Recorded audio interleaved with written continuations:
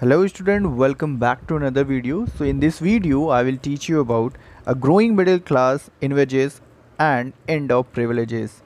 So this topic is very important and very interesting topic because it will give you the information about the French Revolution, how the French Revolution happened, what was the reason behind that, and what was the condition at that time, what type of the people they were thinking about the revolution, the freedom, equalities and law. So these all of these things I will teach you in this video. Okay, so as you know, I had taught you in the previous video, the French society were divided in three stages. First stage for clergy, second stage for nobility, and third stage for the peasant person, businessmen, lawyers, traders, manufacturers, and many more persons, right? So the a growing middle class. Why I'm talking about the growing middle class? Because we all know that in the third stage there were the some people who are strong in the finance more than the peasant, the farmers, and other person. Just like the manufacturers, the lawyers, administration officers, and you can say the manufacturers, traders. सो ये सब क्या थे, थोड़े strong थे financially. सो ये क्या हुआ when they जब इनके क्या हुए कि जब इनकी ग्रोथ हुई, कैसी ग्रोथ, जब ये इनके सैलरीज इंक्रीज हुई या इनके जब बिजनेसेस एक्सपेंड हुए. सो क्या हुआ कि इनको इनकम आने लगी, they got the income. So इनको इनकम कैसे मिला, कैसे ये पाए? So as you know in this line you have seen that कि उसमें क्या हुआ कि जो ब्रिटिशर्स थे, मतलब जो ब्रिटिश यूरोप की जो कंट्रीज़ थी, वो क्या होने इंडस्ट्रियली एरिया होने लगी, इंडस्ट्री बनाने लगी, वहाँ पे इंडस्ट्रीज़ होने लगी, तो फूड मैन्युफैक्चरिंग होने लगी. तो जो फूड मैन्युफैक्चरर्स थे वो फूड मैन्युफैक्चरिंग करने लगे, मैन्युफैक्चरर्स के वर्क करने लगे. एंड द ट्रेडर्स उन्होंने क्या किया, ट्रेडिंग करना शुरू किया. They went to the sea, वो सी में जाने लगे और they starting to search the new countries and उन्होंने क्या किया, अपना ट्रेड स्टार्ट करना शुरू किया. They were doing the trade, वो ट्रेडिंग करना स्टार्ट कर दिए. Okay, so these are the things, these are the reasons. So इससे क्या हुआ कि जो ट्रेडर्स थे, मैन्युफैक्चरर्स थे, जो लॉयर्स थे, जिन्होंने अपना बिजनेस या अपने मैन्युफैक्चरिंग, अपना ट्रेडिंग को स्टार्ट किया, और इससे क्या हुआ, they become a rich person. Not a rich, you can say not a rich, they get financially rich, मतलब near about they can, you can say कि they just got the some money. So उनको थोड़े बहुत पैसे मिल गए. सो इससे क्या हुआ कि अब जब उनके पास when they got the money, then उनके पास पैसे आए. सो दे स्टार्टेड, अब उनके पास पैसे आए तो उन्होंने सबसे पहले क्या किया कि इस पैसों का, इस मनी का उन्होंने क्या किया, अपनी जो न्यू जनरेशन है, मतलब जो उनके बच्चे हैं, उनके लिए उन्होंने क्या किया, एजुकेशन प्रोवाइड किया.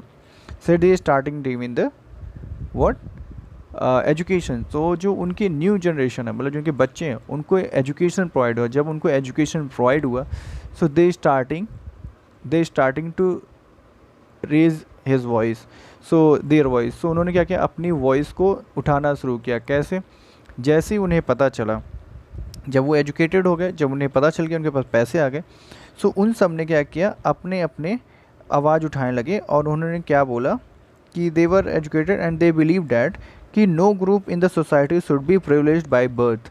मतलब कोई भी ऐसी सोसाइटी बाय बर्थ प्रिविलेजेस नहीं पा सकते. वी ऑल नो डैट कि जो थर्ड स्टेज के पर्सन थे, they were giving the taxes, two three types of the taxes for the clergy, for the church, for the noble person, and they were oblige to work. Okay, for the third stage person क्या करते थे, they will do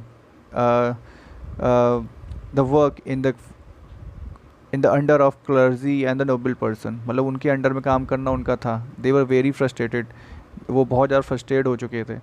so क्या हुआ कि इनको जब ये सारी चीज़ें पता चली कि थर्ड स्टेज के पर्सन को क्या करना पड़ता है, टैक्स देना पड़ता है. बट कुछ ऐसे पर्सन है, क्लर्जी एंड नोबेलिटी, ये जो दो स्टेट पर्सन थे, they were not giving any kind of a tax and they were not bond for the work. So वो लोग बॉन्ड भी नहीं थे कि किसी के अंडर वो वर्क करें.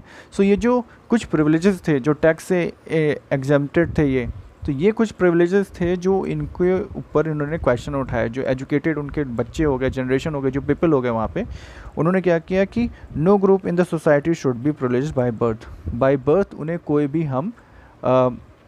कोई भी प्रिविलेजेस नहीं मिलना चाहिए। ये वहाँ के लोगों ने क्या किया, अपनी आवाज़ों को उठाया।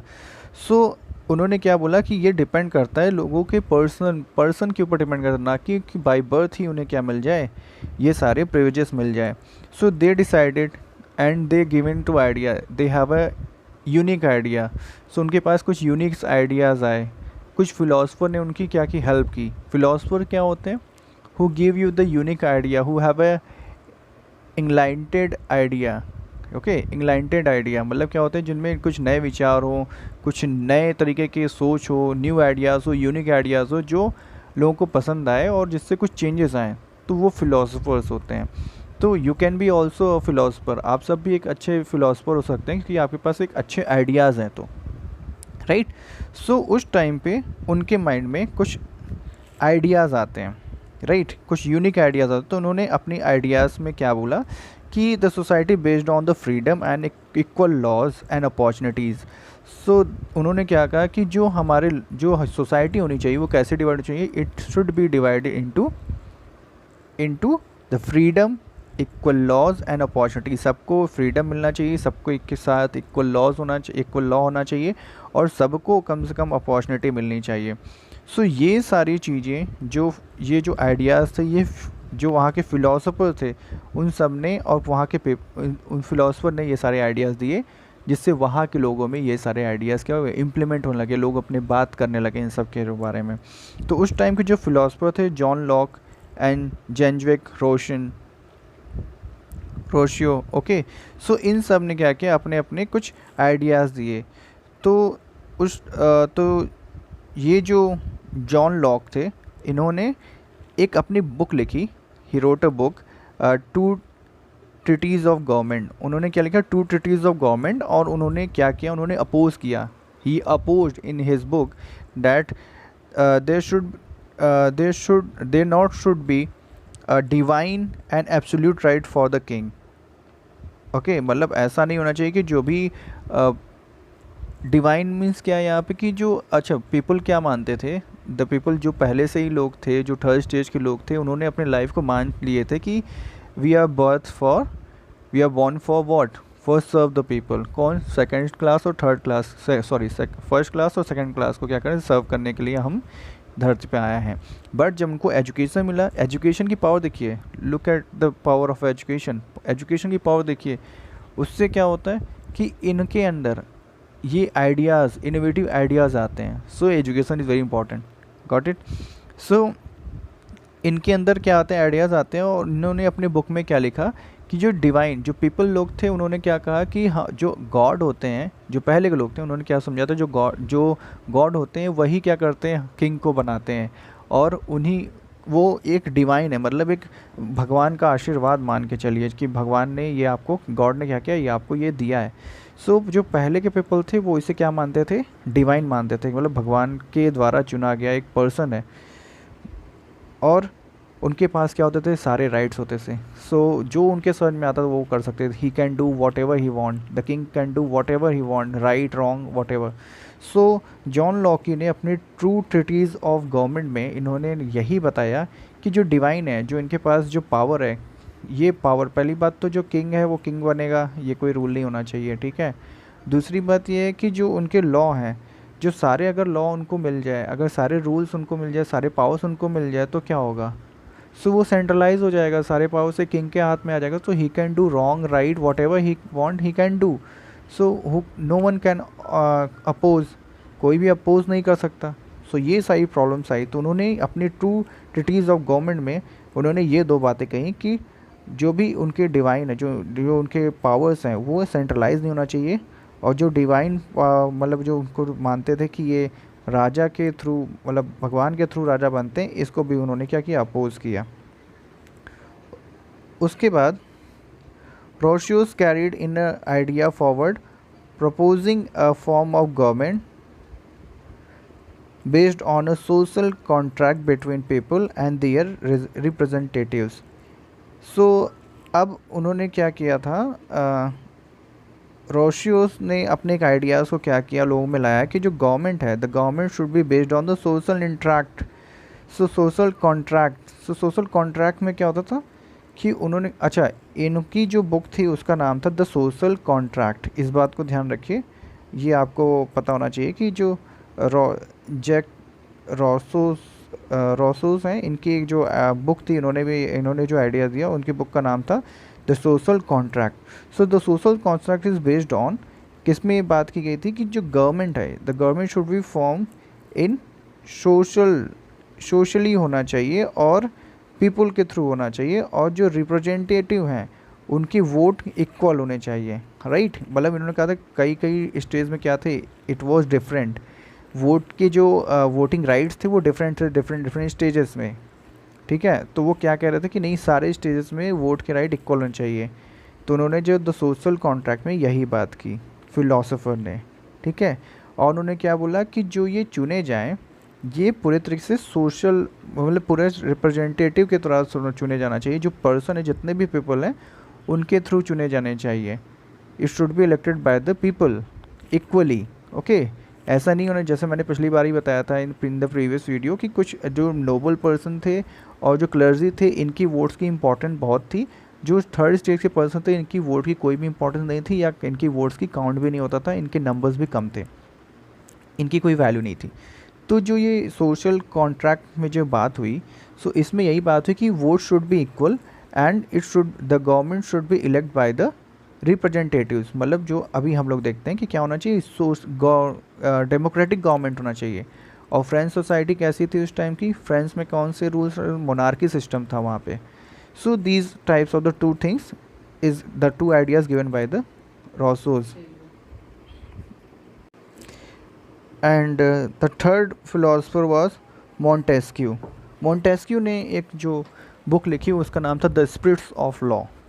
So the spirits of law, why this topic, why this philosopher is so important, and what is the role of this Montesquieu philosopher? So he proposed a division of power within the government between legislative, executive and judiciary. So ये जो Montesquieu, the philosopher Montesquieu थे, इन्होंने क्या कहा, इन्होंने एक book लिखी the spirit of law, and he taught about that it's the power of a division, the division of power should be in decentralized. What is the meaning of decentralized? क्योंकि अगर power सारे king के पास आएंगे तो it will be in the centralise, ये क्या रहेगा, सेंट्रलाइज रहेगा। बट मॉन्टेस्क्यू ने क्या कहा था स्पिरिट्स ऑफ लॉ में, कि जो पावर होना चाहिए वो डिवीज़न में होना चाहिए, मतलब डिसेंट्रलाइज होना चाहिए। किस किस फॉर्म में, लेजिस्लेटिव के फॉर्म में, एग्जीक्यूटिव के फॉर्म में और जुडिशरी के फॉर्म में। क्योंकि अगर किंग ही केवल क्या करेगा, किंग के पास सारे पावर्स हैं, if the king have all the powers, so he will make the law, he will execute the law and he will give the decision, okay, judgement भी वही करेगा। सो इट्स नॉट गुड, क्योंकि अगर government, अगर किसी भी king के पास ये सारे राइट होंगे, so he can also do whatever he want, वो कोई भी नया रूल बना सकता है, ही कैन कोई भी नया रूल एग्जीक्यूट कर सकता है और कुछ भी वो जजमेंट सुना सकता है। So it's not good. तो मॉन्टेस्क्यू ने क्या कहा कि पावर डिसेंट्रलाइज होना चाहिए, इट शुड बी डिसेंट्रलाइज, और पावर क्या होना चाहिए, लेजिस्लेटिव में होना चाहिए, एग्जीक्यूटिव में होना चाहिए और जुडिशरी में होना चाहिए, मतलब तीनों अलग अलग फॉर्म में होने चाहिए, ठीक है। सो ये जो मॉडल था, ये model, the model of a government was put in the force of USA. USA ने क्या किया, इसे तुरंत इम्प्लीमेंट कर लिया, क्योंकि उस टाइम क्या था, लेट 18 में क्या होगा कि जो उसकी 30 कॉलोनीज थी, जिसके लिए फ्रांस ने क्या किया था, जो पैसे दिए थे, ठीक है, उससे क्या हुआ था कि अमेरिका भी क्या हो गया, फ्री हो गया। किससे, ब्रिटेन से। तो ब्रिटेन से फ्री होने के बाद उसने जो ये फिलोसफर मॉन्टेस्क्यू की जो फिलोसफी थी, उसको वहाँ पे क्या किया, इम्प्लीमेंट किया गया, लेजिस्लेटिव, एग्जीक्यूटिव एंड जुडिशरी। उसके तुरंत बाद, जैसे ही फ्री हुआ उसके तुरंत बाद इसे क्या किया, वहाँ पर ये तुरंत इम्प्लीमेंट किया गया, तुरंत इसको फोर्स में लाया गया। सो ये एक रीज़न रहा। उसके बाद जो ये रीज़न होने के बाद जो वहाँ के थिंकर थे, जो वहाँ के लोग थे, जो पीपल थे, ये जो फिलोसफर्स के जो आइडियाज़ थे, ये कहाँ कहाँ यूज़ होने लगे, कहाँ कहाँ ये बातें होने लगी। ये बातें होने लगी सैलून में, ये बातें होने लगी कॉफ़ी हाउसेस में, चाय की दुकान you can say, so coffee houses में, न्यूज़पेपर्स में, बुक्स में। So in these three ideas, these three peoples, जो थ्री पीपल थे आपके, थ्री फिलोसफर्स के आइडियाज़ क्या होने लगे, ये क्या होने लगे, ये डिस्कस होने लगे। कहाँ पे, सैलून में, कॉफ़ी हाउसेस में, ओके, न्यूज़पेपर्स में, ये और जो पीपल थे वहाँ के लोग न्यूज़पेपर जहाँ पढ़ने जाते थे वहाँ पे, या कहें कि बुक के थ्रू, न्यूज़पेपर के थ्रू क्या होने, ये फ्रिक्वेंटली ज़्यादा से ज़्यादा ग्रुप में क्या होने लगे, ये स्प्रेड होने लगे। जो पढ़ सकते थे जो पढ़ सकते थे वो पढ़ के, और जो नहीं पढ़ सकते थे वो डिबेट के थ्रू, बातों के थ्रू क्या करने लगे, उनको ये सारी बातें पता चलने लगी। सो तभी उसी टाइम जब ये सारी चीज़ें रेज होने लगी, सो अब क्या हुआ, ये ऐसी सिचुएशन आ गई थी, now this was the situation, ऐसी सिचुएशन थी ये कि इस सिचुएशन में जो थर्ड स्टेज के पर्सन थे उनके पास मनी भी आ गई थी, और ये मिडिल क्लास के हो गए थे। मिडिल क्लास मतलब कि ये कहेंगे कि ना बहुत ज़्यादा रिच थे और ना ही बहुत गरीब थे, तो इनके पास मनी भी आ गया था, इनके पास एजुकेशन भी था, और they have a new ideas, और उनके पास क्या थे, नए आइडियाज़ भी थे, they had a new ideas, so उनके पास न्यू आइडियाज़ भी थे। सो उस टाइम अब लुइस सिस्टीन ने क्या सोचा कि अब I can impose a new taxes. अब वो क्या कर सकते हैं, उन्होंने सोचा कि न्यू टैक्सेस मैं इम्पोज कर दूँ, इंक्रीज़ कर दूँ। सो ही डिसाइडेड। सो इससे क्या हुआ कि जो सिचुएशन है, अब मिडिल क्लास, अब इतने ज़्यादा पीपल जो थर्ड स्टेज के थे वो इतने ज़्यादा कमज़ोर नहीं थे, एजुकेटेड थे। So he can raise his voice. So उन्होंने अपनी आवाज़ उठाना शुरू किया और अपनी आवाज़ों को उठाया इस सिस्टम के ख़िलाफ़ और इन प्रिविलेजेस जो इन्हें बाय बर्थ मिलते थे इन सब के ख़िलाफ़। सो आई होप आपको समझ में आया होगा कि ये जो चीज़ें हुई ये कैसे हुई, मिडिल क्लास कैसे इम्प्रूव हुआ, और ये जो प्रिविलेजेस थे इसको चेंज करने के जो नए आइडियाज़ आए वो कहाँ से आए। यहाँ से ही स्टार्ट होता है आपका रेवोल्यूशन। जब कभी कोई नई आइडियाज़, नई सोच, यूनिक आइडियाज़ या कोई पीपल अपना देता है जिससे सोसाइटी का क्या हो, बेनिफिट हो, और न्यू रूल्स एंड रेगुलेशंस आए, न्यू जनरेशन को बेनिफिट मिले, तो ये इसे बोलते हैं आइडियाज़, इसे बोलते हैं रेवोल्यूशन, जो हमारे फ्रेंच रेवोल्यूशन में हमने देखा।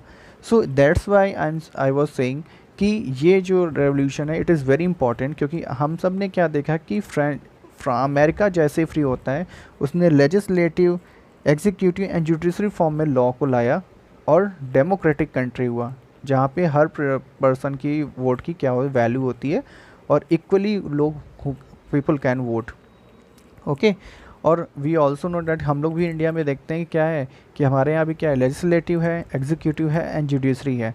And in the previous class I had taught you about it, and आप सब ने पढ़ा भी होगा कि what is legislative, executive and judiciary. But फिर भी मैं एक बार थोड़ा सा इससे क्या करता हूँ, एक बार आपको बता देता हूँ। सो लेजिस्लेटिव जो रूल्स एंड लॉ कानून को बनाते हैं, एग्जीक्यूटिव्स क्या होते हैं जो इसमें एग्जीक्यूट किया जाता है, जहाँ पे लोग एग्जीक्यूट करते हैं, इसे लागू कराते हैं। एंड जुडिशरी जब रूल्स और लॉ को फॉलो कराना, जो फॉलो ना करे या जो कोई गलत काम करे उसको पनिशमेंट देना, उसको ये क्या कहलाता है, आपके जुडिशरी सेक्शन में आता है। So this is very important. I hope आपको ये सारी चीज़ समझ में आई होंगी। So I will meet you in another video. So take care, bye bye.